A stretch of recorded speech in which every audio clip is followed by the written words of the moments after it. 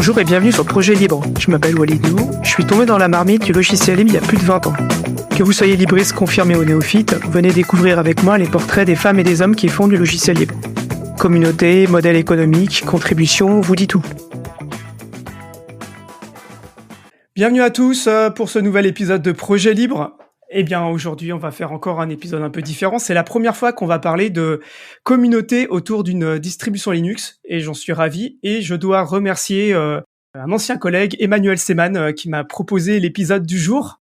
Et il m'a dit, écoute, ça serait sympa de faire un épisode sur l'association Fedora FR. Ça fait 20 ans cette année, et donc c'était une super opportunité. Et avec moi aujourd'hui, pour parler de Fedora et de la communauté française francophone de Fedora, j'ai avec moi deux membres, donc Guillaume Kulakowski et Charles-Antoine Couret. Écoutez, messieurs, merci d'avoir accepté l'invitation. Bienvenue sur le podcast Projet Libre. Merci à toi pour nous recevoir et puis d'offrir cette vitrine à notre distribution. Oui, merci. C'est un plaisir de pouvoir communiquer autrement sur la distribution. C'est une chouette initiative. Super. Pour commencer, je vais vous demander de présenter un petit peu et nous dire un petit peu d'où vous venez et puis comment est-ce que vous avez, dans un premier temps, découvert le logiciel libre. Guillaume, est-ce que tu veux commencer ? Oui, je veux bien, oui. Donc moi, c'est Guillaume Kulakowski, mais je suis peut-être plus connu sur IRC ou Matrix maintenant, parce que c'est vrai qu'on a arrêté IRC, sous le pseudo et sur le forum aussi, sur le pseudo de Yomgi. J'interviens sur Fedora et Fedora FR depuis quasiment le début, donc ça va faire 20 ans. Alors, je suis geek à la base, j'en ai même fait ma profession parce que je suis devenu informaticien, maintenant je suis architecte et tout. Mais voilà, oui, effectivement. Et j'ai commencé Fedora et le logiciel libre parce que on était dans une période où j'avais acheté mes premiers PC. À l'époque, c'était Windows ME et j'en étais super pas content de la stabilité, tout ça. Du coup, l'alternative, c'était Windows 98, mais bon, c'est comme si on me dit que l'alternative à la nouveauté, c'est de revenir 5 ans en arrière. Donc, je me suis dit peut-être que l'alternative, c'est d'arrêter d'utiliser Windows. Donc, du coup, j'ai commencé à me renseigner. Et à l'époque, il y avait une distro qui buzzait pas mal. C'était Fedora Core. À l'époque, on avait encore le Core, qui avait un petit peu la réputation de la Red Hat open source gratuite du peuple. Donc, j'ai testé et j'ai vite adopté. Ah oui, non, c'était horrible. Ah ouais, mais là, c'était parfait, là. Pour abandonner Windows, c'était parfait, quoi. Ah oui, c'était... Super. Charles-Antoine, et toi, de ton côté ? Oui, alors je suis Charles-Antoine Couret, je suis connu aussi sous le pseudo de Renaud. Je suis actuellement le président de l'association Borsay Linux FR qui fait donc la promotion de Fedora en francophonie. Je suis également ingénieur en informatique, mais je suis du développement système embarqué, pas système ou développement web par exemple. Le logiciel libre, j'ai commencé en 2004 en fait sur l'ordinateur familial. On avait un navigateur qui s'appelait Mozilla et à l'époque Firefox venait de sortir. Et c'est vrai, je travaillais pas mal sur le web à ce moment-là et il y avait des annonces partout sur Firefox. Et comme il y avait à proximité avec le nom de Mozilla, ça m'a intéressé. Et mon père est aussi fan d'informatique en tant que hobby. Et il y avait un magazine de Linux Ratic sur Firefox qui traînait à la maison, je l'ai lu. Et ça m'a permis de découvrir d'autres logiciels libres comme ça, Linux, etc. Et donc j'ai posé des questions et il utilisait Fedora Core sur sa machine perso. Donc quand j'ai eu ma machine perso en 2005, je lui ai demandé de m'installer Fedora Core 3 et c'est comme ça que ça a commencé. Classe. Maintenant, ce que j'ai envie de vous demander, c'est de nous faire un peu l'histoire de Fedora. J'aimerais bien savoir un peu comment ça a commencé Fedora. Fedora, à la base, c'est un dépôt pour Red Hat Linux, qui est la distribution grand public de Red Hat à l'époque. Il y avait Red Hat Enterprise Linux aussi pour les entreprises, qui continue encore aujourd'hui. Mais à l'époque, Red Hat Linux était vraiment contrôlé uniquement par Red Hat. Donc il y avait très peu de paquets fournis, parce qu'il n'y a que les employés qui pouvaient proposer des paquets dans les dépôts. Et en fait, l'idée de Fedora, c'était d'être un dépôt externe, mais de qualité, qui pouvait assembler des programmes de la communauté, donc pas contrôlé par Red Hat. Donc il y a un développeur, Warren Togami, qui a créé le dépôt fedora.us et qui a proposé les premiers paquets, le mode de gouvernance. Et ça a pris un peu de l'ampleur très rapidement pendant cette année-là. Et en 2003, Red Hat a décidé de fusionner Red Hat Linux avec ce dépôt fedora.us pour former le projet Fedora qui donnera Fedora Core 3 fin d'année 2003. Sans doute aussi pour des raisons financières, car Red Hat Linux, malgré tout, n'avait pas des ventes non plus extraordinaires et coûtait assez cher à maintenir, ce qui permettait donc à Red Hat d'avoir une forme d'ouverture, d'avoir des contributions extérieures facilement, et aussi une plateforme de développement ouverte pour sa version entreprise derrière. Ce qu'il faut savoir, c'est que Fedora, le projet Fedora fait des packages qui par la suite vont être récupérés dans la distribution Enterprise. Alors ils vont repackager, ils vont rajouter de l'assurance dessus, mais ils vont quand même se baser sur des packages. Donc on est un petit peu en avance technologiquement, mais ensuite ça va être quand même récupéré par Red Hat, donc c'est plutôt pas mal. C'est un gage de confiance, ouais, effectivement. Depuis le départ, Fedora est un peu un incubateur pour les futures distributions Red Hat Enterprise. Depuis le départ, peut-être alors version 3, 2.3, à partir de la 2.3, mais ouais, très rapidement, effectivement, ils ont récupéré, la Fedora N préfigure ce que sera la Red Hat dans quelques mois/années. Ouais, plutôt année que mois, oui. C'est vrai, plutôt année. Parce que, ouais, effectivement, Red Hat, je sais plus ce que c'était à l'époque, mais grosso modo, Red Hat, ils supportent leur distribution pendant 10 ans, grosso modo. Nous, c'est 13, mais moi. Donc il y a quand même un grand écart, ce qui veut dire que nous, quand il y a Red Hat N+2 qui sort, un mois après, on arrête le support de la Red Hat N. Donc c'est quand même assez rapide, mais parce que on est communautaire et qu'on peut pas non plus supporter 10 000 versions au rythme où on va de 2 par an. Pourquoi le nom Fedora? Vous savez un peu ce qu'il y a. Vous avez une idée? Bah, en fait, c'est le logo de Red Hat, c'est un chapeau, et le chapeau, c'est en fait un Fedora, tout simplement. Quand Warren Togami l'a nommé, c'est juste une référence à ce nom en tant que clin d'œil, quoi. Tout simplement. Je pense pas qu'il y ait Ok. d'autres raisons derrière ça. Et nous, on continue la tradition. Notre association s'appelle Borsalinux, parce qu'on ne pouvait pas l'appeler Fedora, parce que Fedora est un nom déposé. Donc Borsalino, chapeau encore, Borsalinux. Nos serveurs se sont appelés Stetson, Trilby. Chaque fois, on reste dans le domaine du chapeau, hein. Ouais, c'était une de mes questions après, c'était pourquoi l'asso s'appelle Borsa Linux et pourquoi l'asso s'appelle pas Fedora FR. Donc, dès le départ, la place de Red Hat est quand même assez prépondérante. Est-ce que c'est toujours le cas dans la gestion communautaire? Alors, il y a plusieurs aspects. En soi, oui, Red Hat est bien sûr très présent dans Fedora, c'est évident. Il faut voir Red Hat comme un très gros sponsor et même, on va dire, partenaire de développement de Fedora. Donc, ils fournissent bien sûr l'infrastructure avec les serveurs, le matériel, la bande passante. Il y a des employés qui sont dédiés dessus, même s'il y en a pas tant que ça qui sont vraiment dédiés à Fedora, il y en a quand même qui le sont. Bien sûr, tout l'aspect marketing, etc., qui gère aussi derrière. Mais Red Hat n'a pas non plus le total contrôle de Fedora. Le mode de gouvernance est fait que c'est partagé. Red Hat a bien sûr des employés qui sont à certains postes pour s'assurer de la qualité de la distribution, notamment au sein du conseil. Le Fedora Project Leader, par exemple, est obligatoirement un employé de Red Hat. Mais il y a quand même un mécanisme en place pour que les différents conseils de décision partagent le pouvoir avec la communauté pour que la communauté ait son mot à dire. Et d'ailleurs, il y a des décisions parfois qui ne vont pas dans le sens de Red Hat parce que c'est la communauté qui a décidé et ça ne pose pas de problème. La communauté, c'est plutôt des individuels ou c'est aussi des sociétés? Les deux, effectivement, il y a des individuels qui participent, il y a des individuels qui sont rémunérés par leur société pour participer. Après, le projet Fedora est un projet assez novateur, c'est-à-dire qu'on va essayer plutôt, enfin, il y a certaines distributions, plutôt que de contribuer à un système de gestion de fenêtres, par exemple, ils vont créer le leur. Nous, on a fait le choix depuis longtemps, alors on propose tous les systèmes de fenêtres, hein, mais quand même GNOME a une petite place à part dans notre cœur. Et il y a des échanges qui se font avec les équipes de GNOME, etc. On est souvent l'une des premières distributions à proposer la nouvelle version de GNOME. Il nous est même arrivé de la proposer avant qu'elle sorte officiellement, c'est-à-dire qu'on partait sur une RC1, RC2, voilà, parce qu'on voulait pas avoir 6 mois de retard. Donc effectivement, il y a de l'individuel, mais il y a aussi des sociétés. Et il y a des sociétés qui délèguent un temps de travail à des personnes, et ces personnes peuvent en faire ce qu'elles veulent, donc contribuer à Fedora. D'ailleurs, il y a un exemple, c'était il y a quelques années. Fedora a pris la décision d'utiliser par défaut le système de fichiers Btrfs que Red Hat ne prend pas en charge dans ses versions officielles car ils n'ont pas les compétences pour permettre un support long sur ce système de fichiers, ils ont le leur à côté. Donc c'était par exemple une décision qui n'était pas dans le sens de ce que Red Hat souhaitait. Ce changement a été porté en partie par des employés de Facebook, par exemple.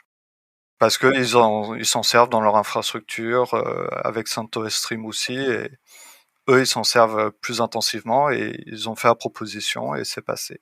On reviendra après sur la distribution et son histoire, mais si on reprend le départ, j'aimerais bien comprendre à quel moment vous décidez de...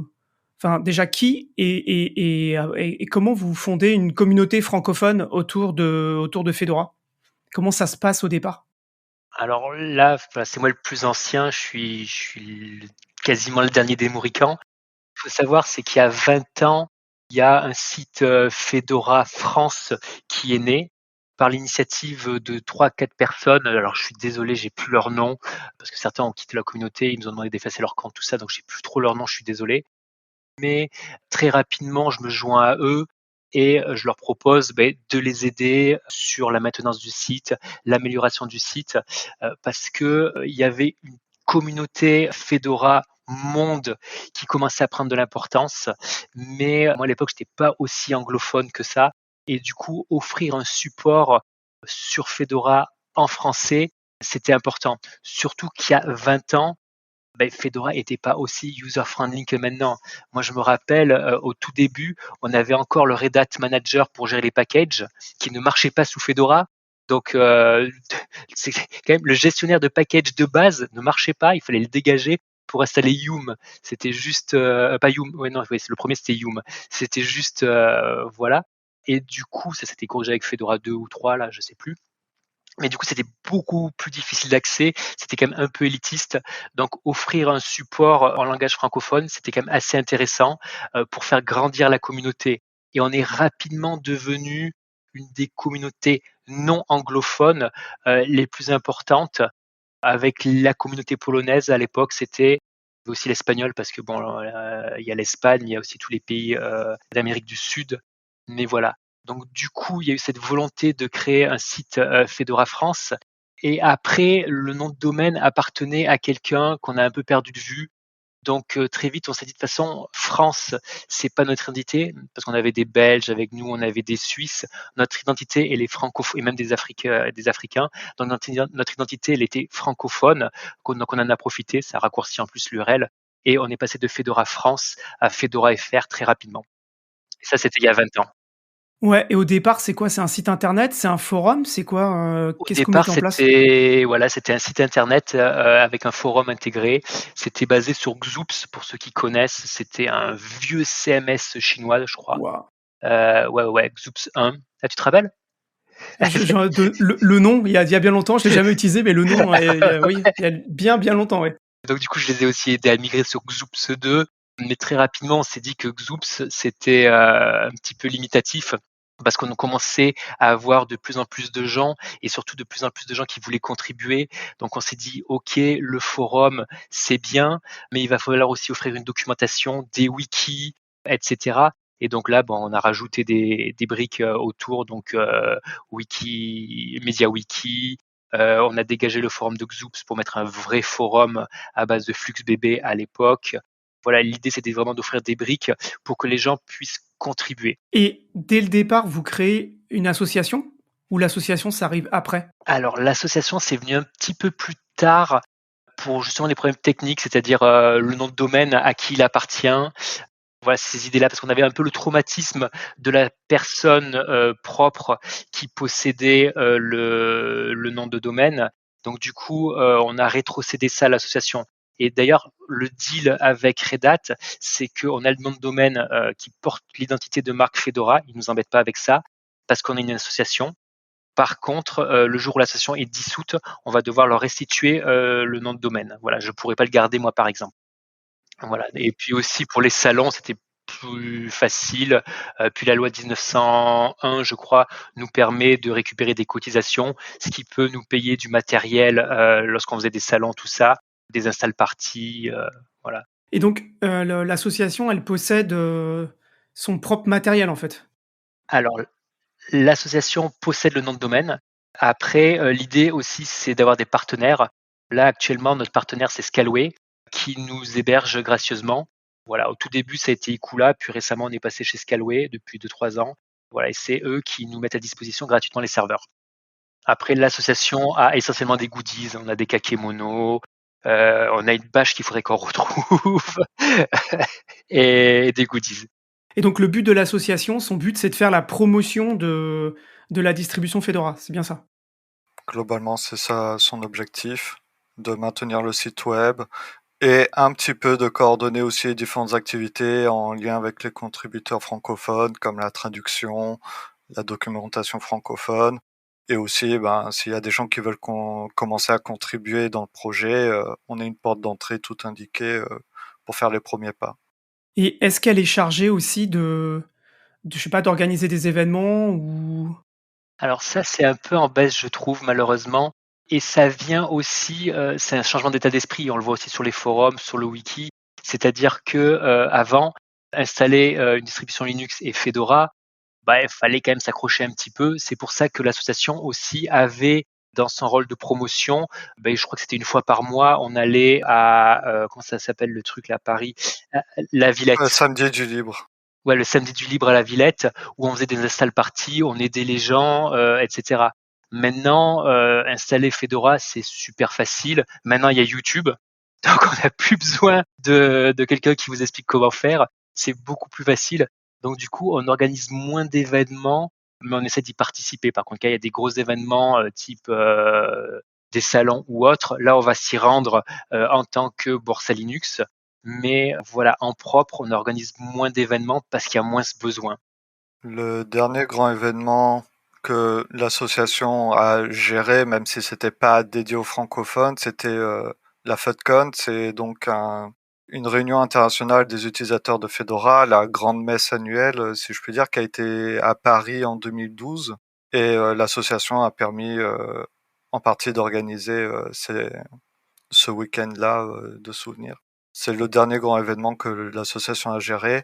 Et pour les 20 ans, on aimerait faire justement une activité physique, peut-être dans le cadre de la prochaine Assemblée générale, peut-être en dehors, on doit encore définir la modalité, mais pour justement essayer de réunir les gens et de faire quelques activités ensemble, quoi.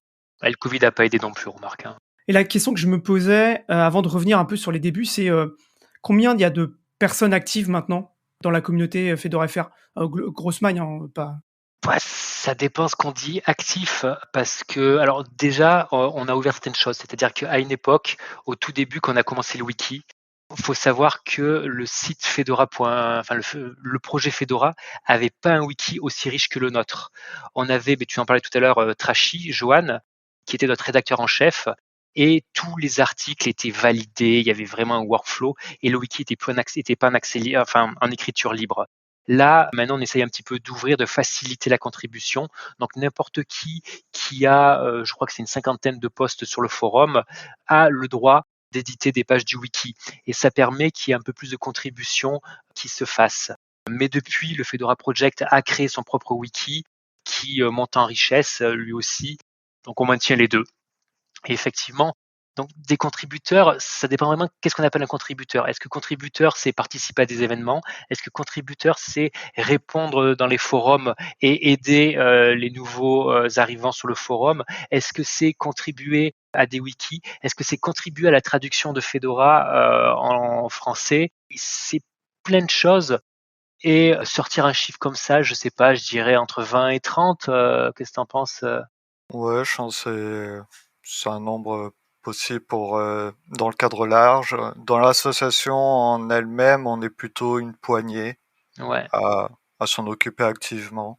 Mais le site n'est pas l'association et l'association n'est pas le site. Donc il y a des gens qui sont dans l'un et pas dans l'autre. J'allais même dire un truc, c'est que déjà, rien qu'avoir un problème, plutôt que d'ouvrir un topic et dire ça marche pas et de cracher sa haine, mais réfléchir un peu à son problème, sortir un log intéressant et ouvrir un ticket sur le Bugzilla de Red Hat qui nous sert également sur le projet Fedora, ça c'est déjà participer. Il y a plein de manières de participer et de contribuer. Et c'est ça qui est merveilleux dans le logiciel libre. Ouais, tout à fait. Est-ce que parmi les gens dans la communauté francophone, il y a des gens qui sont, impliqués dans la distribution en elle-même? En termes de, je sais pas, qui font du packaging ou ce genre de choses? Packaging, ouais, bah, tu en fais toi aussi, hein? Moi, non.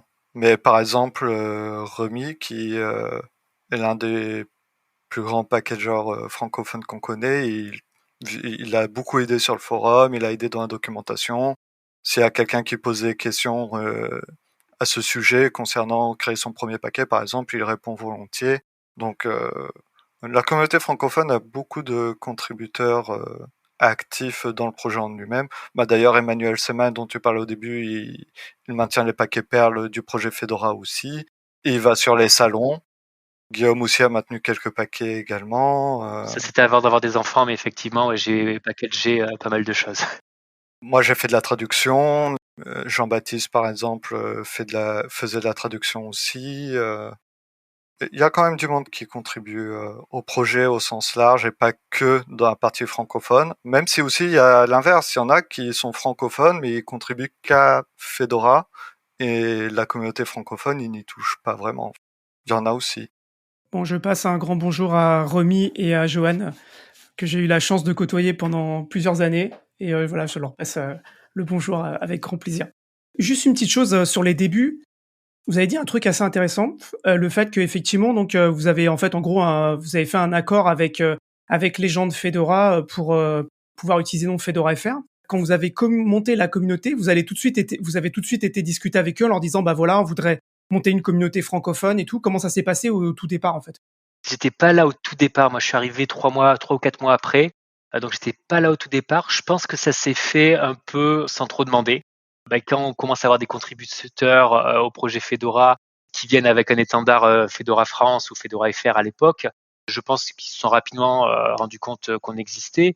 Puis, sur les salons, au départ, on a essayé de négocier des goodies, et autres. Moi, je me rappelle avoir bu des bières sur le stand de Red Hat à Solutions Linux plusieurs fois. Voilà, les relations étaient plutôt pas mal. Après, ce qu'il faut savoir, c'est qu'il y a des lois américaines, c'est ça qui posait souci.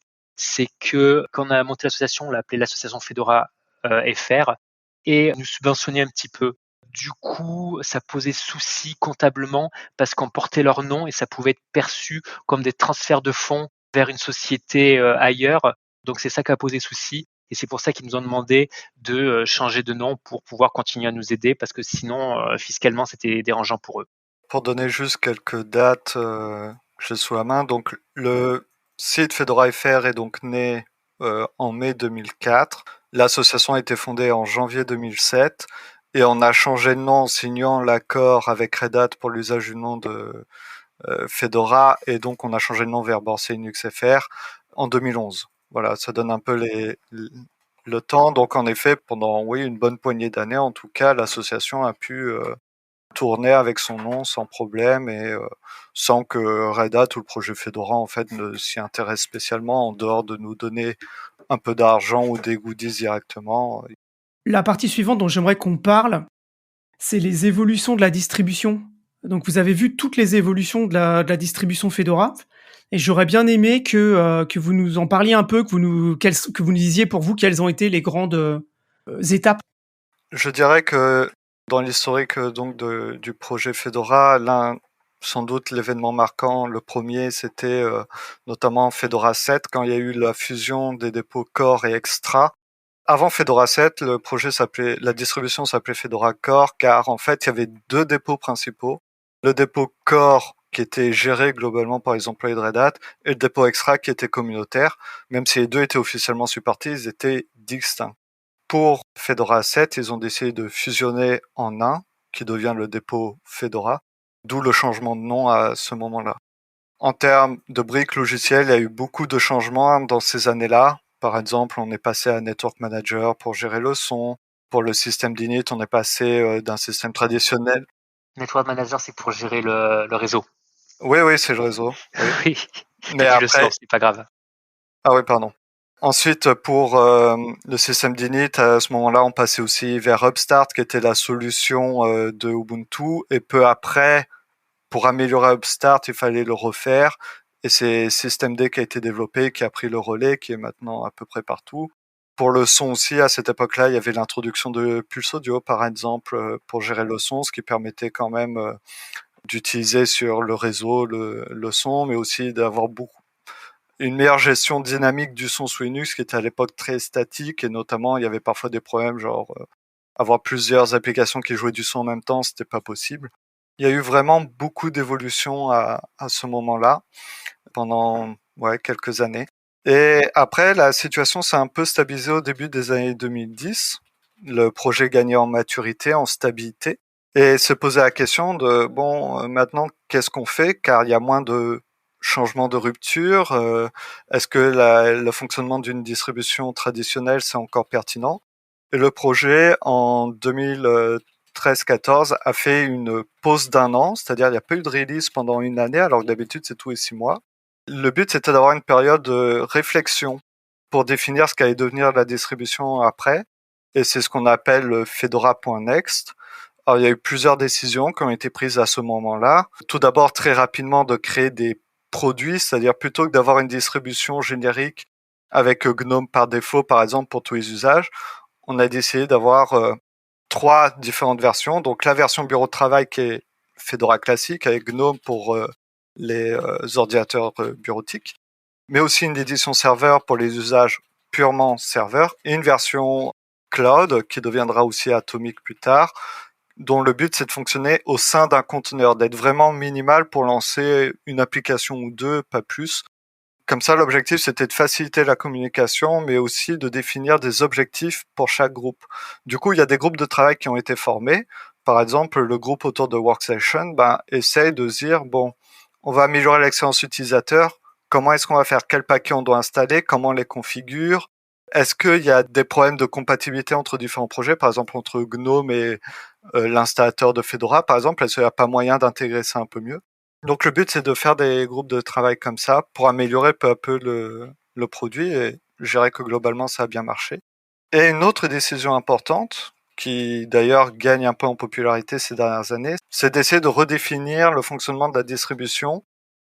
Avant, je vais dire de manière classique, et c'est d'ailleurs toujours le cas d'une Fedora normale aujourd'hui, c'est on agglomère plein de logiciels ensemble qu'on peut installer, mais déjà c'est globalement, à peu de choses près, toujours une version d'un paquet ensemble. On essaie de mutualiser les ressources, c'est-à-dire s'il y a une bibliothèque qui est utilisée par différents logiciels en même temps, on va essayer d'avoir une version de cette bibliothèque pour toutes les applications, ce qui parfois demande du travail d'intégration car il y a des incompatibilités à gérer. Et aussi, tout est sur le même niveau, c'est-à-dire le paquet du noyau est au même niveau que la gestion du son, qui est au même niveau que Firefox, par exemple. Il n'y a pas vraiment, d'un point de vue système, de différence entre tout ça. Donc l'objectif, c'est de penser éventuellement une architecture en couche, où on aurait un système de base très minimal, qui serait très fiable, bien testé, qui pourrait fonctionner par état et être en lecture seule. Et par-dessus, par exemple, on pourrait mettre différents langages de programmation ou environnement de travail, et au-dessus de tout ça, des applications beaucoup plus indépendantes. L'objectif est d'offrir ainsi plus de fiabilité, de flexibilité aussi, parce que c'est parfois une conséquence négative des fonctionnements traditionnels des distributions. Et c'est ce qui deviendra, notamment pour la version bureautique de Fedora, le projet Fedora Silverblue, donc un environnement GNOME classique, mais avec un fonctionnement en couche, avec un système de base très minimal en lecture seule, et la possibilité d'installer des logiciels, non pas sous forme de paquets RPM, mais sous forme, par exemple, de paquets tout intégrés Flatpak, ou de conteneurs pour différents environnements. Et ça, c'est en train de gagner un petit peu en popularité ces derniers temps. On ne sait pas si ça deviendra la référence un jour, mais peut-être. En tout cas, il y a beaucoup de travail qui est mis dessus pour essayer de bouger un peu les lignes, et peut-être qu'en fait, c'est juste les deux cohabiteront en fonction des besoins et des avantages et inconvénients pour chacun.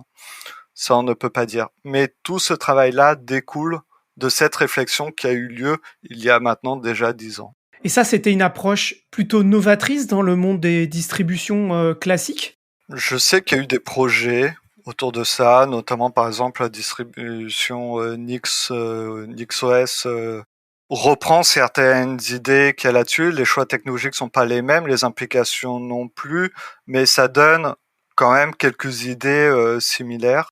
mais c'est quand même assez novatrice car aucune distribution, on va dire, assez connue, parce que NixOS, on va pas se cacher, ça reste pas une distribution très connue et très utilisée. Parmi les grandes distributions majeures de Linux aujourd'hui, c'est la première à avoir initié ça, et d'ailleurs beaucoup commencent à réfléchir et à proposer ce genre de modèle de leur côté. On parlait donc de cette pause dans les fonctionnalités, de cette nouvelle architecture, mais ces dernières années, ça s'est quand même aussi, enfin le paysage s'est aussi bien transformé. Je pense avec l'arrivée de Wayland, par exemple, pour gérer tout ce qui est affichage graphique, etc. Pipewire, et ça, ce genre de choses. Vu de l'extérieur, j'ai l'impression que Fedora est un peu les premiers à aller là-dessus et à peut-être essuyer les plâtres et à emmener tout le monde devant. Mais est-ce que je me trompe ou est-ce que c'est un peu ça? J'ai un exemple tout à l'heure, tu as cité Pulse Audio. Pulse Audio, on a été l'une des premières distributions à le proposer et c'est vrai qu'à l'époque, on a un peu essuyé les plâtres, ça a été décrié, voilà, mais ça a permis à Pulse Audio d'avancer, je pense. On est à la fois dans les 4 foundations de Fedora, il y a Freedom, la liberté, il y a Friends, c'est côté communautaire, il y a Features, c'est proposer des features, et il y a First, c'est être les premiers. Des fois, on est les premiers, bah, ça marche moins bien, effectivement, mais je pense que c'est aussi ce qu'on recherche sur Fedora, c'est d'avoir une distribution un petit peu à la pointe. Pipewire également, oui, on l'intègre. Wayland, on a été une des premières distributions à l'intégrer. Je crois que, arrête-moi si je dis une bêtise, Renaud, mais pour Fedora 41 ou 42, ça va être par défaut. Enfin, il y aura plus de retour en arrière possible, je crois. Voilà, donc du coup, l'idée, c'est de vraiment avancer avec le libre et faire avancer le libre. C'est un choix depuis le départ de faire en sorte que les modifs soient faits upstream, quoi, donc soient remontés directement au niveau des gestionnaires des paquets des logiciels, enfin des logiciels, quoi. De tout de suite contribuer sur le projet communautaire qu'on attaque, quoi. Très clairement. Et d'ailleurs, quand j'avais regardé pour la préparation des 20 ans du projet Fedora l'année dernière, en faisant ma rétrospective, notamment, il y avait des articles qui pointaient justement que très rapidement, Fedora a permis de diminuer la quantité de patchs que Red Hat maintenait dans Red Hat Linux de leur côté, qui ne contribuaient pas officiellement, et que Fedora a permis de pousser upstream, parce que l'objectif, c'était justement de pousser vers l'ouverture au maximum et de diminuer la charge de maintenance aussi au long terme des équipes et de faire avancer tout le monde ainsi. Ça a vraiment été un parti pris dès le départ, et ça s'est vu dès les premières versions pour la plupart des projets pour lesquels Fedora contribuait. Et j'ai plus l'historique en tête, mais c'est pas justement les cafouillages qu'il y aurait eu avec Pulse Audio qui après ont fait qu'on a, ou je crois que c'était avec une version d'un kernel, qui après ont fait qu'on a fait une vraie initiative alpha, bêta, RC, et même la version de développement de Fedora qui est, j'ai oublié son nom, c'est la Rowhide, Ah, qui la est, Rowan, ouais, ouais. la Rowhide qui est vraiment la version de développement. L'idée, c'était quand même, pour ceux qui veulent encore plus essuyer les plâtres et qui veulent contribuer, d'utiliser ces versions-là pour que quand on arrive en stable, on soit de plus en plus stable. Et c'est vrai que ça a beaucoup apporté. Il y a même des semaines qui sont organisées, par exemple le week-end du kernel, où on va faire des tests de kernel. Voilà, donc l'idée, c'est vraiment de stabiliser beaucoup plus la version lorsqu'elle va sortir via ce système alpha, bêta et RC et avant la Rowhide. Le cycle de release donc de sortie des versions de Fedora, il a évolué dans le temps? Ça fait un petit moment que c'est une tous les 6 mois, à part la pause de 1 an. Très rapidement, c'est monté à une version tous les 6 mois, hein. Oui, dans l'idée, après, au début, c'était un peu plus long parfois, genre il y a eu des 9 mois ou plus, c'est déjà arrivé. Le cycle de développement lui-même, je crois pas qu'il a beaucoup évolué, mais je sais qu'avec l'amélioration ces 10 dernières années de la qualité de Fedora, la version alpha, par exemple, n'existe plus, on passe directement à la bêta. Car en effet, même si Fedora cherche à inclure toujours des technologies assez en avance, ce qui peut poser des problèmes de fiabilité, par rapport aux années 2000, il y a quand même une amélioration importante de la qualité. Déjà parce qu'il y a une équipe qualité dédiée qui a des outils et beaucoup de personnes qui travaillent dessus, et ça a porté ses fruits. Et les gens, je pense, sont aussi plus réticents à inclure des nouveautés qui sont vraiment pas fonctionnelles par rapport à l'époque où il y avait beaucoup de développement qui se faisait, c'était assez dynamique. Là, c'est un peu plus stable maintenant, il y a moins de technologies de rupture quand même. Et également dans la partie de test, Donc, outre l'amélioration de la qualité des tests de Fedora, il y a aussi l'amélioration de la qualité des tests des logiciels en eux-mêmes. Dans l'industrie, ça se voit, il y a beaucoup plus de tests automatisés dans tous les sens ou d'intégration. Et ça se ressent dans tous les projets. Je me rappelle, le passage à KDE 4, par exemple, a été très difficile. Beaucoup de choses qui manquaient. La configuration, fallait la changer tous les 6 mois parce qu'ils étaient incompatibles avec les versions antérieures. Aujourd'hui, tout le monde me dit que KDE 6 par rapport à KDE 5, ça fonctionne et ça marche très bien. Il n'y a pas ces soucis qu'il y avait il y a 10 ans. Donc, ça aide aussi à améliorer la qualité de Fedora à la fin, car on intègre des logiciels qui eux aussi s'améliorent de ce point de vue-là. Et puis surtout, oui, les mises à jour sont facilitées. Moi, je me rappelle une époque, il y a 20 ans, la meilleure façon de mettre à jour Fedora, c'était de la réinstaller. Là, depuis des années, enfin moi, je crois que la dernière fois, j'ai changé de PC, mais ça faisait 10 fois que je faisais une mise à jour de mon serveur, enfin de mon PC, et ça marchait nickel, hein. Donc effectivement, on a gagné en stabilité. Moi, je réinstalle plus de Fedora en dehors de changements de matériel. Je réinstalle plus, je fais que des mises à niveau. Maintenant, ça marche vraiment très bien. J'ai oublié de vous demander tout à l'heure, dans les débuts. Au tout début, on parlait de matériel. Sur quelle architecture, Fedora elle était disponible et maintenant sur quelle architecture elle est disponible? Vous savez ça, au tout début? Tout début, je crois qu'il y en avait que 3. Donc les processeurs Intel, donc x86, il y avait la version 32 bits et 64 bits dès le départ, même si c'était plutôt à 32 bits qui était la version de référence à l'époque. Il y avait aussi le PowerPC de souvenir, et je crois que c'est tout. Il n'y a pas une époque où on avait le i386, le i686 et le i586? Si, mais jamais en même temps. On passait de l'un à l'autre. Au début, c'était i386, après on est passé à l'i686. Ouais, c'est effectivement le Power App d'IBM, ouais, effectivement. Mais maintenant, c'est plus simple, là, il y a plus de 32 bits en... Non, en fait, on a toujours le x86 64 bits, qui est la Ouais. référence aujourd'hui. Il y a l'ARM 64 bits également. Le 32 bits n'est plus supporté depuis quelques versions. Le PowerPC 64 bits aussi. Et le processeur d'IBM Z, c'est l'architecture S390X. Voilà, il y a que ça qui est pris en charge. Fedora n'a jamais vraiment brillé pour la gestion du matériel en termes de diversité. C'est pas vraiment son point fort. Et ça se reflète assez bien avec ça, mais on va dire que c'est quand même suffisant pour la plupart des usages, on va pas se mentir. Ah, moi, je suis pas d'accord. Je trouve que ça brille parce qu'il y en a plein qui supportaient pas le PPC64, par exemple, hein. Moi, j'ai des souvenirs d'avoir acheté des PC neufs et que j'étais bien content d'avoir une Fedora parce que elle avait la dernière version du kernel et que du coup, je pouvais avoir mon Wi-Fi qui marche. Ouais, mais moi je parlais plus d'un point de vue architecture. Oui, d'un point de vue gestion des pilotes, tout ça, en effet, avoir le dernier noyau, en particulier à une époque, c'était un atout vraiment décisif. J'aimerais bien maintenant qu'on fasse un petit peu un retour sur ces 20 ans. J'aimerais bien que vous parliez un petit peu de ce qui s'est passé, enfin de ce que vous retenez de ces 20 ans en termes de communauté francophone. Est-ce que pour vous, il y a des choses qui ont été vraiment marquantes qui vous restent sur ces 20 ans? Ah, moi, je vais faire mon vieux, mais j'aimais bien les débuts où on était tous là un peu. C'était vraiment le début de Fedora, donc c'était aussi le début de Fedora France. C'était très sympa. Il y avait encore beaucoup de salons. Dans les salons, la part du libre, c'était un tiers, deux tiers. Voilà, les derniers salons que j'ai fait, on aurait pu avoir des strapontins, ça aurait été pareil. Donc Oui, c'était tu parles du vraiment une... communautaire, ouais. Les stands communautaires. Les stands communautaires, oui, oui, moi je me rappelle des solutions Linux où si c'était pas 50-50, puis tout le monde passait parce qu'on savait que c'était là où il y avait l'ambiance et les bières, hein, donc voilà, c'était une époque très sympa.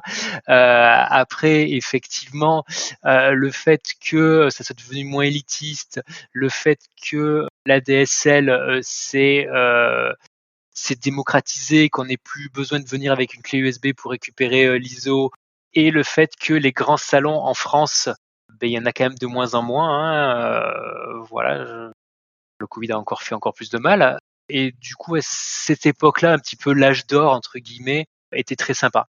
Après, ça continue à être plus sympa, mais bon, on a aussi vieilli, on a des enfants, tout ça. En tout cas, c'est mon cas, hein. Et du coup, c'est plus à distance qu'on fait les choses, hein. Par exemple, les derniers AG, Moi, je les ai fait à distance et je me suis pas déplacé sur Paris parce que moi, je suis dans le sud de la France, je suis à Montpellier. Donc voilà, tout ça fait que ça rajoute un petit peu de l'événement. On n'a plus ces premiers samedis du mois à la Villette, voilà, parce que c'est plus des choses que les gens veulent maintenant. On le voit, rien qu'un forum, ça devient presque un dinosaure. C'est-à-dire que les gens, ils veulent quoi maintenant? Ils veulent un chat en direct et qu'on les aide en direct, du tout cuit. Et côté un petit peu temporel du forum pose souci à certains. Oh, je vais faire mon vieux qui disait que c'était mieux avant. Attends, je fais ça. J'ai l'impression que c'est un peu, toute notre génération, elle s'est beaucoup investie là-dedans et que juste, les pratiques ont changé et les gens s'investissent plus forcément de la même manière. Ouais, je pense aussi. Et puis, de plus en plus, enfin, tu vois, maintenant, tu veux un truc, tu vas demander à ChatGPT, il va te prendre tout le contenu, il va te sortir un truc direct, même les vidéos, c'est vrai que les vidéos, YouTube et tout ça, ça a vachement changé les choses, même si personnellement, je peux pas faire un contrôle F dans une vidéo, donc bon, c'est mort, mais les pratiques ont changé, quoi. Je pense que la virtualisation a aussi changé les choses. C'est-à-dire qu'avant, on avait déjà un PC qui avait du mal à faire tourner un OS. Maintenant, on a un PC qui peut faire tourner plusieurs OS. Donc, du coup, avant de tester Fedora sur une partition multiboot et se mettre en danger, on peut tester Fedora, on peut tester Ubuntu, on peut tester Arch Linux, on peut tester plein de choses, voir ce qu'on préfère, tester Fedora avec du GNOME, avec du KDE, avec tous les systèmes qu'on propose. Et si ça nous plaît, si on accroche, on l'installe sur sa machine. Donc ça aussi, ça fait que les gens sont beaucoup plus autonomes, je pense. Je me demandais si, pendant ces 20 ans, il y avait des choses qui vous ont fait gagner des contributeurs? Ou vraiment vous dites: «OK, là, à partir de là, on a gagné du monde», enfin, il y a plus de gens qui ont contribué à la communauté francophone? Au début, c'était assez dynamique et il y avait aussi, on faisait des install parties, je crois une fois par an à Paris et ça ramenait du monde quand même, et je pense qu'on a gagné des contributeurs à cette, période-là. Et c'est vrai que ce genre d'événement, on ne les fait plus. Mais bon, on va peut-être essayer de les refaire. On va voir aussi, si les gens sont demandeurs, c'est aussi important. D'ailleurs, dans ces 20 ans, j'avais déjà mentionné, mais qui était marquant, c'était aussi le FODCON en 2012 à Paris. C'est quand même un événement assez important. C'était un chouette événement, bien organisé, qui s'est très bien passé. Et je me rappelle aussi d'un 1er avril où je crois que c'est Guillaume qui avait changé le thème du site pour faire croire que Red Hat rachetait Fedora et l'association, tout ça. Et c'était un poisson d'avril assez poussé qui était bien marrant aussi. Ça montrait un état d'esprit quand même à l'époque. On avait tout repeint en rouge, c'était assez marrant. Faut que je retrouve des photos d'ailleurs de ça. Ouais. Je crois qu'il y a des screens qui traînent, ouais. Faudrait que je Ouais, trouve. sur Ouais. archive.org peut-être, faut voir. Non, mais je crois qu'on a même des copies de notre côté. Possible, faut que je cherche. Ouais.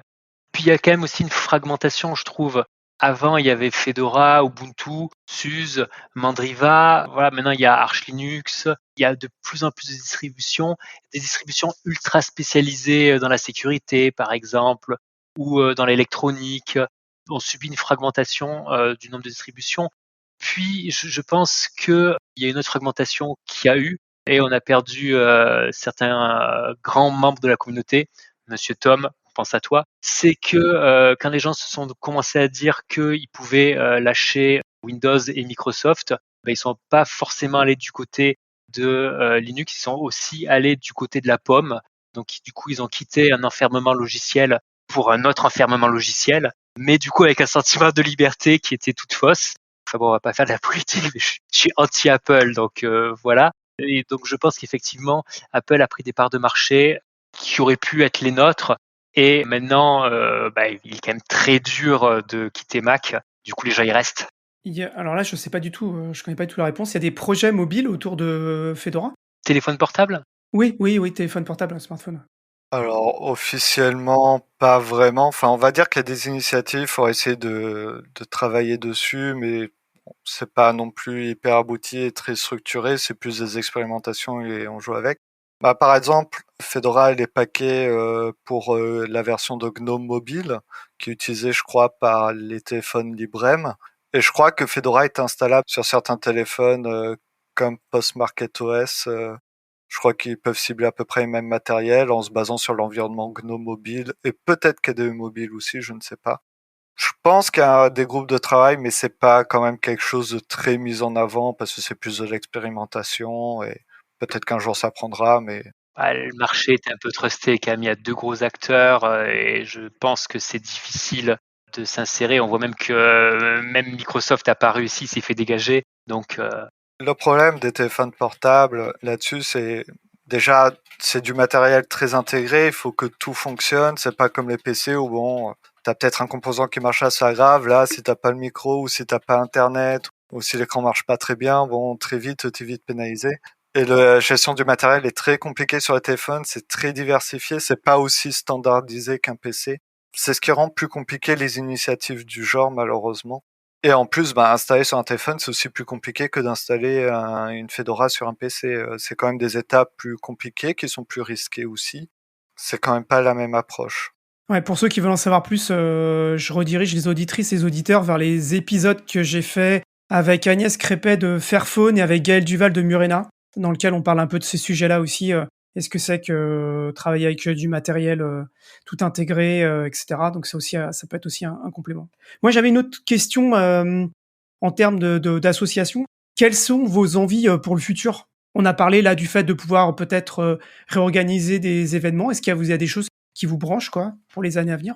c'est vrai que se rencontrer, moi, ça me plaît. Enfin, se re-rencontrer, ça pourrait être On va intéressant, ouais, essayer d'avoir une effectivement. base de rencontres physiques en dehors de l'Assemblée générale, évidemment, où ça peut se faire aussi physiquement, mais pour le faire dans un contexte plus informel, soit pour aider les gens, ou soit pour aussi découvrir des choses. Par exemple, on peut faire des présentations, des démonstrations, ça peut être fun aussi, et juste discuter, parce que bon, on se connaît un petit peu, mais c'est bien de passer du temps plus physiquement et bien posé, quoi.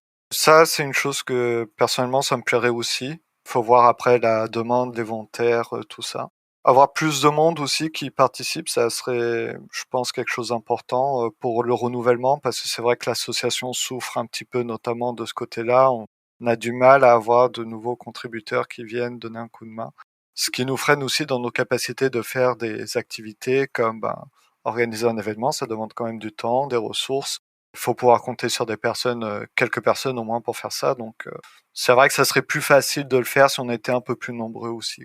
Je vais faire le parallèle de la vie, mais moi, les années où j'ai plus contribué à Fedora, c'est quand j'avais plus de temps, donc quand j'étais ni marié ni avec des enfants. Et du coup, ça serait bien, je vais paraître le vieux con, mais que des gens plus jeunes reprennent le relais. On a un petit peu du mal effectivement à rafraîchir nos participants, en tout cas, au sein de l'association.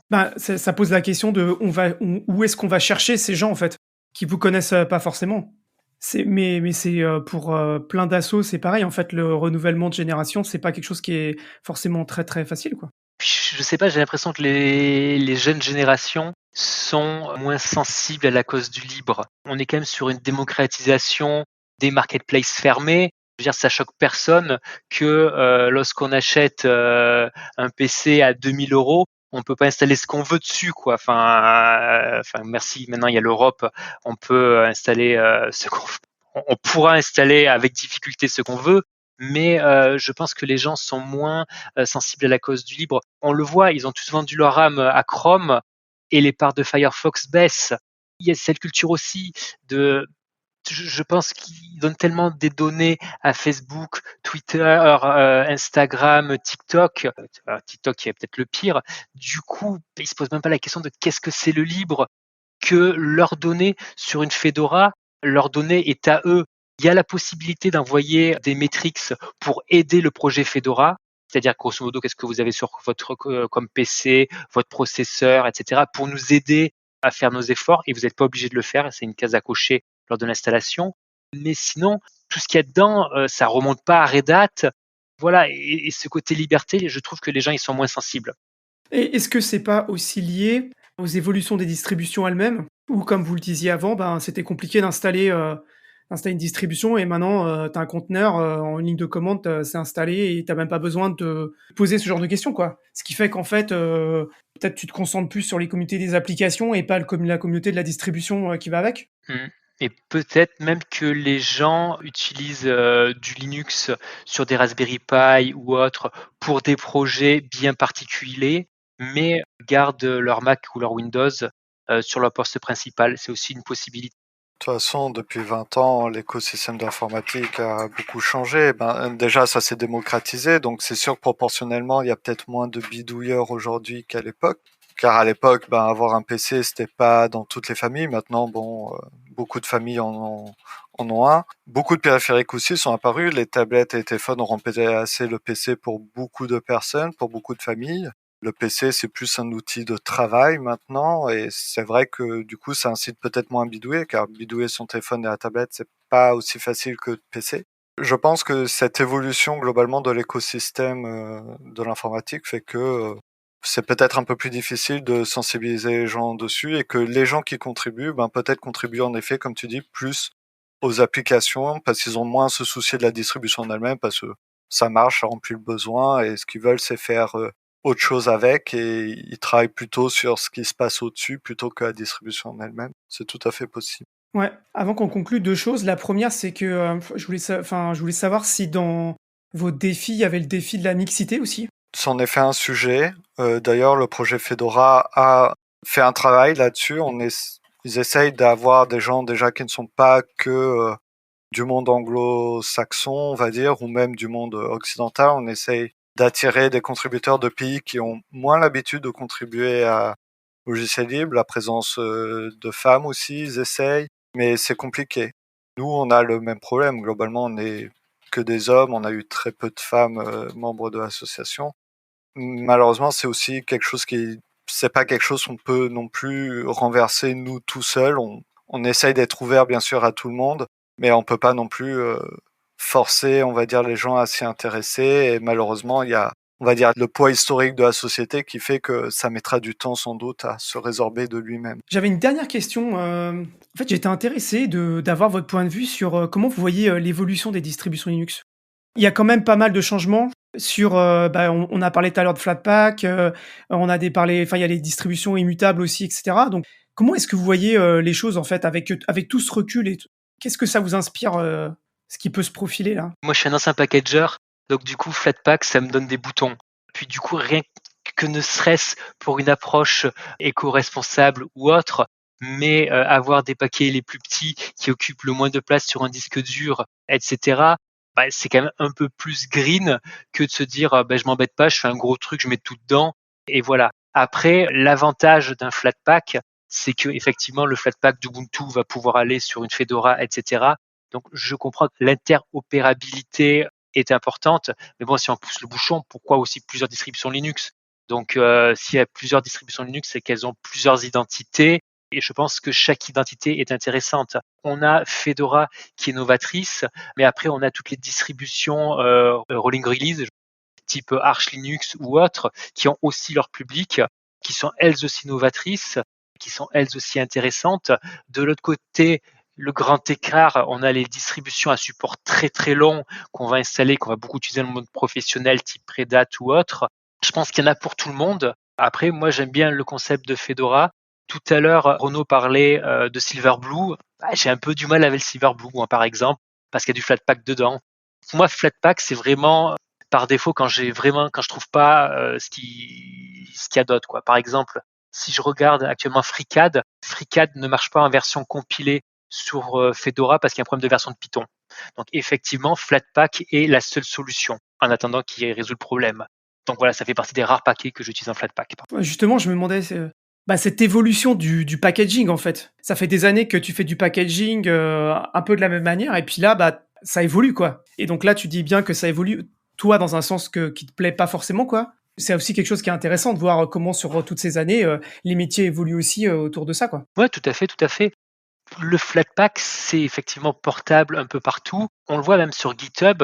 On peut très bien avoir un GitHub Actions qui va faire un Flatpak du projet et n'importe quel utilisateur de Linux pourra utiliser son projet. Donc c'est bien, ça permet une ouverture, mais pour moi, c'est juste du dépannage, et dès qu'il est possible de créer un RPM propre qui soit optimisé pour la machine, c'est vers ça qu'il faut aller. Moi, je pense que les deux modèles vont en fait cohabiter, pour une raison très simple que globalement, il y a des besoins antagonistes qui sont là depuis le début de Linux, hein, on va pas se mentir. Les systèmes traditionnels sont très bien, très efficients, mais le problème c'est un peu rigide.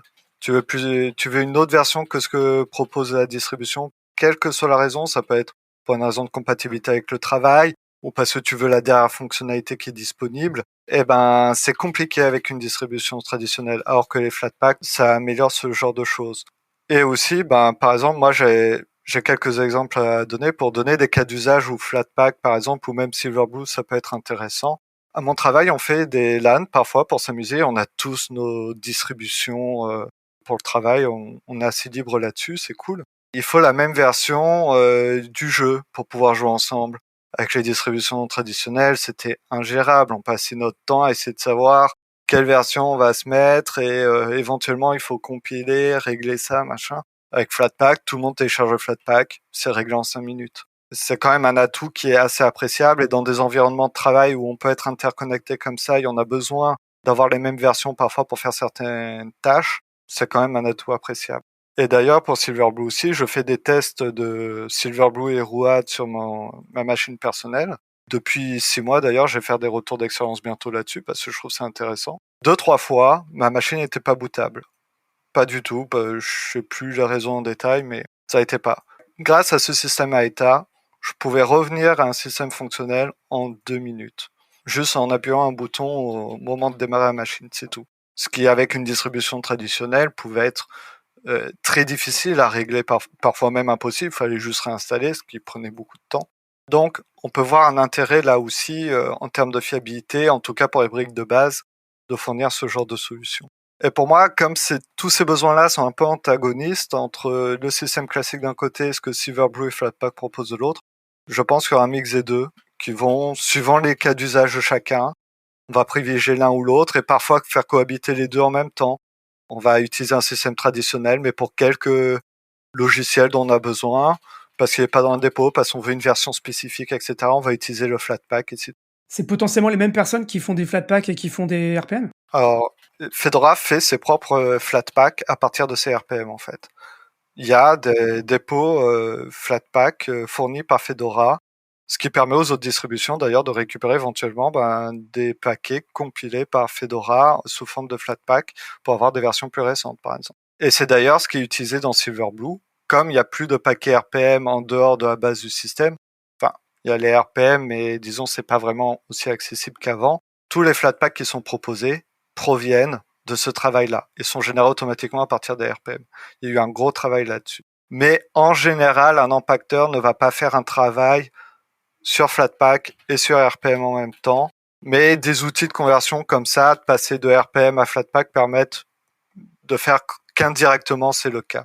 Mais en pratique, j'ai pas l'impression que ça le soit. Moi, par exemple, il y a un truc qui me choque actuellement sur logiciel, c'est-à-dire le package manager de GNOME packagé dans Fedora, c'est que on télécharge du Flatpak ou du RPM sans s'en rendre compte, et même par défaut, des fois, alors que le RPM existe, ça va télécharger le Flatpak si on n'est pas attentif.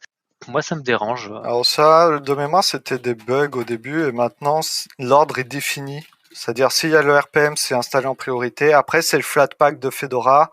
Et s'il n'y a pas, c'est le Flatpak de FlatHub ou d'une source de ton choix. Normalement, maintenant, il y a une liste de priorités comme ça par défaut. Mais en effet, avant, c'était un peu plus bordélique et ça pouvait poser ce genre de confusion. Oui. Ok, on arrive vers la fin de l'interview. Qu'est-ce que vous diriez à un utilisateur francophone de Fedora pour lui présenter la communauté Fedora FR, enfin francophone? Bon, une personne qui connaît Fedora, on peut dire qu'on est en soi une communauté de gens assez curieux et compétents pour essayer de guider, s'ils ont des problèmes avec la distribution ou s'ils veulent y contribuer aussi, on peut aider à faire ces premiers pas et s'ils veulent aider aussi les autres gens parce que tout le monde a sa propre expérience, tout le monde a ses petites astuces parfois. S'ils veulent les donner aussi, ils sont les bienvenus pour ça, bien évidemment. Je vais vous laisser une tribune libre si vous voulez faire passer un message avant qu'on se quitte. Chacun à tour de rôle, voilà, je vous laisse passer le message que vous avez envie de passer aux auditrices et aux auditeurs de Projet Libre. Guillaume, tu Ouais, veux je vais commencer? commencer. Moi, c'est quelque chose qui vraiment compte pour moi, et même si le projet fédéral ne met plus en avant, c'est les Four Foundation. C'est vraiment Freedom, Friends, Feature et First. C'est vraiment pour ça que je suis venu à Fedora. C'est le First. avoir toujours les derniers trucs qui vont bien, même si on se casse les dents dessus, eh bien on va quand même le proposer. Des features parce que Fedora est riche en fonctionnalités. La liberté parce que effectivement, pour moi, c'est important de savoir et de contrôler ce que j'installe sur mon PC et sur les données qui circulent entre mon PC et le reste du monde. Et ensuite, le côté friends, le côté communautaire, c'est vraiment intéressant. Moi, j'ai passé des superbes années et j'en passe encore au sein de Fedora FR. Et je pense que ce qui est intéressant dans ce côté-là, c'est d'être gagnant-gagnant. C'est OK, prendre du logiciel, prendre de l'information, mais également donner du temps pour contribuer. Et ce côté-là, pour moi, c'est vraiment intéressant. Le produit est gratuit, c'est pas vous le produit parce que on va pas vendre vos données, mais du coup, la façon de payer le produit, c'est d'aider et de participer. Et voilà. Et comme je C'est le beau. disais tout à l'heure, même ouvrir un ticket bien foutu avec des logs, de quoi nous aider, c'est déjà aider. On est super bon en français, et on a des anciens profs qui l'étaient. Eh ben, on peut relire les pages du wiki. On est super pointilleux en orthographe. Eh ben, il y a plein de fichiers de string pour aider à la traduction. On a des architectures un petit peu exotiques. On peut aider et faire des pages rédigées sur comment installer, j'en discutais avec un collègue tout à l'heure, Fedora sur un MacBook Pro. Toutes ces choses-là, on peut contribuer pour aider les autres et ensuite s'aider soi-même. Super. Charles-Antoine, à toi, Tribune Libre. J'ai abondé un petit peu dans le sens de Guillaume. Si vous cherchez une distribution qui est à la pointe tout en étant simple et utilisable au quotidien, n'hésitez pas à tester Fedora. Je pense que c'est une expérience quand même intéressante. Après, on aime ou on n'aime pas, c'est chacun fait son avis, mais le tester au moins une fois, je pense que ça vaut le coup. Et ensuite, si ça vous plaît, si vous voulez aider d'une façon ou d'une autre, n'hésitez pas à participer à la communauté, au projet Fedora, à l'association. Franchement, on est très ouvert là-dessus. Je dirais même que Fedora est une distribution centrée sur les contributeurs. Il y a vraiment beaucoup de besoins, beaucoup de demandes là-dessus. Et si vous avez même des compétences même limitées, hein, c'est pas besoin de savoir faire grand-chose, vous pouvez essayer d'y participer. Et on essaiera de guider, il y a pas de problème. Et ben voilà, on est arrivé au bout. Je vous remercie tous les deux de votre temps.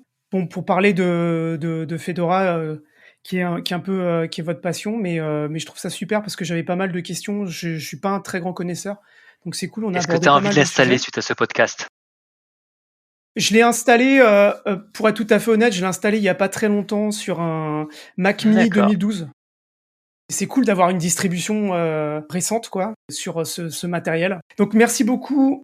Pour les auditrices et les auditeurs de Projet Libre, c'est comme d'habitude, hein, vous pouvez me faire des commentaires et surtout, n'hésitez pas à partager autour de vous cet épisode. Et on va reparler de distribution Linux dans pas très longtemps non plus.